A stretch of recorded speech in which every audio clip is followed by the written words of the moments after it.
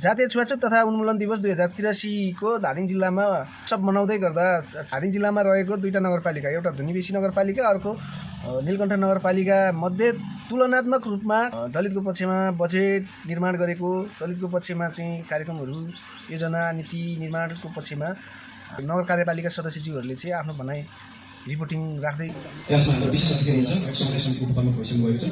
यसमा एकजना नीलकण्ठ नगरपालिकाको उपप्रमुख, एकजना वडा अध्यक्ष, हामी 4 जना कार्यपालिका सदस्य छौँ र यहाँलाई म प्रगति विवरण नीलकण्ठ नगरपालिकाले 4 वर्ष कार्यक्रम के गर्यो भन्ने कुरामा बुझाउँछु, छोटोमा सुनाउँछु। अहिले मैले जति दिमागमा आयो त्यति बेला राख्नेछु। विशेष गरी हामीले 4 वर्षको कार्यकालमा हामी 6 जना कार्यपालिका सदस्य हुँदै गर्दा उमेर सहित हामीले गर्न खोजेका थुप्रै कामहरू छन्, तर कतिपय कुराहरू हामी गर्न सकेका छैनौँ। अब 1 वर्षमा कति सक्छौँ त्यो त हेरौँला।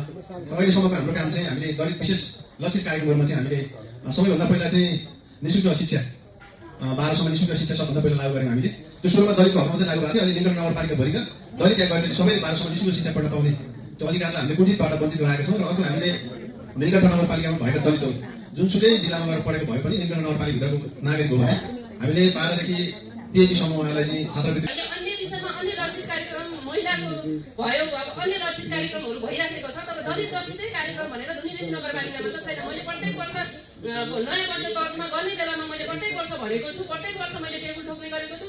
हामी कार्यपालिकामा दलित 5 जना छौँ, 2 जना महिला, 3 जना पुरुष, 2 जना पुरुष हुनुहुन्छ, 4 जना छौँ हामी। तर 1 जना मनोनितबाट हुनुहुन्छ, उहाँ आउँदै आउनुहुन्न।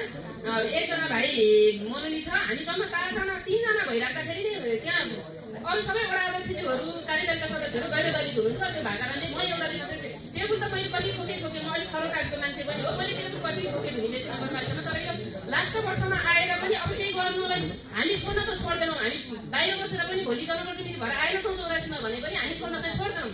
हामीले बाहिर प्रतिपक्षको भूमिका हामी स्थानीय तहको आधारले पनि हामीले दबाब दिन चाहिँ स्थानीय सरकारलाई हामी छोड्दैनौँ। आज स्थानीय सरकार भइराख्दा पनि हामीले दबाब दिन छोडेका चाहिँ छैनौँ। तर कार्यान्वयनको बाटोमा चाहिँ हामीले एउटा कार्यविधि बनाएर दलित लक्षित बजेट छुट्याइयोस् भनेर कार्यपालिकामा कयौँचोटि टेबल ठोकियो, तर पनि त्यो घोषणा गरिएन, त्यो निर्णय गरिएन, त्यो बनाउन सकिएन। त्यो भएको कारणले पनि मैले यहाँलाई अब हाम्रो मान्यज्यू पनि दलित हुनुहुन्छ, उहाँको अगाडि पनि मैले धुनीबेसी नगरपालिकाको मेयर उपमेयर साहब गैर दलित हुनुहुन्छ, मैले बोकेरै भने उहाँहरूबाट नै समस्या छ। अस्ति भर्खर पनि जो मैले यो कार्यक्रमको म्यासेज पाएँ, यो कार्यक्रमभन्दा अगाडि हामीले यो कार्यक्रमको निर्णय गर्नको लागि हामीलाई एउटा म्यासेज आएको थियो समन्वयबाट। त्यो कार्यक्रममा आउनको लागि मैले पत्र पाएँ समन्वयबाट। त्यो पत्र पाइसकेपछि मैले कतिचोटि जाने त्यो कार्यक्रममा। हामी जहिले पनि गएका छौँ बजेट तर्जुमा गर्न, दलित बजेट भनेर हामीलाई समन्वयमा बोलाइन्छ, हामी जान्छौँ पनि। तर गएर के हुन्छ, हामीले उहाँहरूको कुरा नि सुन्छौँ, हाम्रो पनि सुनिन्छ।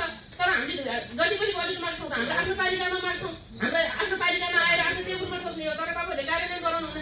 बजेट छ त, हाम्रो बजेट छ, तपाईँहरू लक्षित बजेट खोज्नुपर्ने जरुरी छैन। के काम गरेको गर्नुहोस् भने हामीले लक्षित बजेट खोजेका हौँ, दलित लक्षित बजेट खोजेका हौँ। हामीले कुनै एउटा सामान्य काम गर्नको लागि होइन। सार्कीले एउटा जुत्ता, अहिले सबैजनाले यहाँ जुत्ता लगाएर आउनु भएको छ, सायद छालाको जुत्ता सार्कीले निर्माण गरेको जुत्ता हो। हात हतियार जोसँग दरबार छ, हिजो सत्ताको लागि हो चाहे केही गराइने हो, सबै हात हतियार चाहिँ हामीले लड्दाखेरि पनि त्यो कामीले बनाएको हात हतियारले लडेका छौँ। तर यही कामी जातिका, यही सार्की दमाई जातिलाई चाहिँ हाम्रै पोसाक लगाएर हामीलाई विभेद गरिन्छ। हामीले फुकले यसरी चाटेर सिलाएको लुगालाई चाहिँ विभेद गरिन्छ, लगाइन्छ तर विभेद गरिन्छ क्या। त्यो भएको कारणले धुनीबेसी नगरपालिकामा एकदमै समस्या देख्छु म। अन्य पालिकाको विषयमा म गइनँ, किन भन्दा म त्यहाँ छैन पनि। मेरो पालिकाको हकमा म कार्यपालिका सदस्य भइराख्दाखेरि पनि मैले भोगेका कुरा हो। मैले प्रत्येक वर्ष टेबल गर्छु, मैले प्रत्येक वर्ष ठोक्छु। मैले सायद धुनीबेसीको हकमा सबैभन्दा घमण्डी सायद रिसाल टाइपको कार्यपालिका सदस्य महिलामा म नै हो। तर मैले यति भन्छु, तर उहाँहरूले कार्यान्वयन गर्नुहुन्न। त्यो भएको कारणले मैले मान्यज्यूलाई पनि अनुरोध गरेँ, धुनीबेसी नगरपालिकामा एकचोटि यो बजेट तर्जुमा हुनुभन्दा अगाडि पनि यहाँले हाम्रो महिला दलित सदस्यहरूलाई चाहिँ भेट्ने वातावरण म बनाउँछु, यहाँलाई निम्तो पनि गर्छु। आज यहीँबाट भने म यहाँलाई खबर पनि गर्नेछु त्यो दिनको लागि। यहाँ आइदिनु भयो भने हामीलाई पनि अलिक सहज हुनेछ भन्ने भनाइराख्दै बिदा गर्छु। नमस्कार, धन्यवाद। दुईटा नगरपालिकाको तुलनामा चाहिँ नीलकण्ठ नगरपालिका भन्दा धुनीबेसी नगरपालिका चाहिँ लगभग दलितको पक्षमा 0 देखिन आएको छ। दलितको नीति तथा कार्यक्रम, बजेट योजना र तालिमहरू, अनुदानका कुराहरू, प्रविधि हस्तान्तरण जस्ता कार्यक्रमहरू रिपोर्टिङमा सुनेअनुसार आएको छ।